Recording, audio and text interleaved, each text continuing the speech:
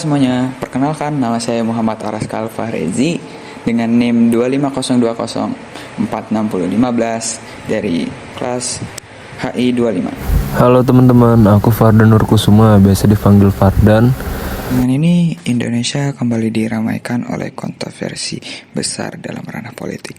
Ribuan demonstran, termasuk mahasiswa, pekerja, dan aktivis menggelar aksi di depan gedung DPR untuk menolak sejumlah fasilitas mewah yang dinilai berlebihan bagi anggota parlemen.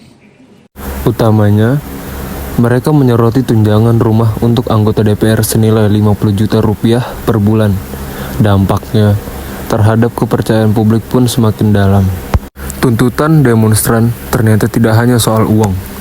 Mereka bicara soal elitisme, kesenjangan, bahkan korupsi sistemik yang dinilai mengakar kuat di tubuh lembaga legislatif. Respon pemerintah tidak bisa diabaikan. Presiden Prabowo Subianto akhirnya berjanji mencabut tunjangan tersebut dan juga menanggungkan perjalanan luar negeri anggota parlemen. Langkah itu menunjukkan bahwa tekanan publik cukup efektif. Namun, pernyataan ini datang setelah kerusuhan. Dalam demonstrasi, 6 orang dilaporkan meninggal.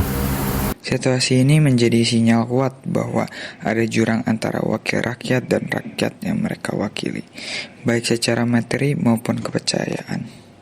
Dari perspektif ilmu politik, fenomena ini mencerminkan krisis legitimasi. Lembaga legislatif seolah kehilangan ruh perwakilan publik. Bila elit menikmati fasilitas fantastis, sementara masyarakat menjerit. Representasi menjadi kosmetik semata. Dan ini bukan soal kebijakan tunggal saja. Ini soal struktur kekuasaan. Partisipasi politik masyarakat lewat aksi massa menunjukkan adanya kanal kontrol sosial yang masih berfungsi, bahkan ketika mekanisme formal mungkin gagal.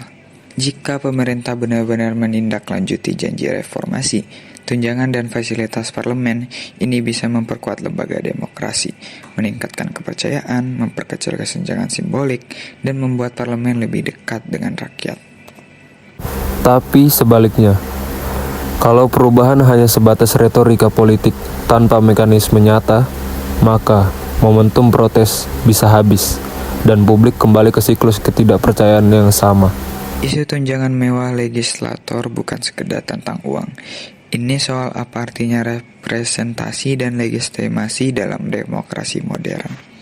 Sebagai warga negara dan sebagai bagian dari studi ilmu politik, tugas kita bukan cuma mengamati, tetapi menuntut agar politik punya tanggung jawab moral dan struktural.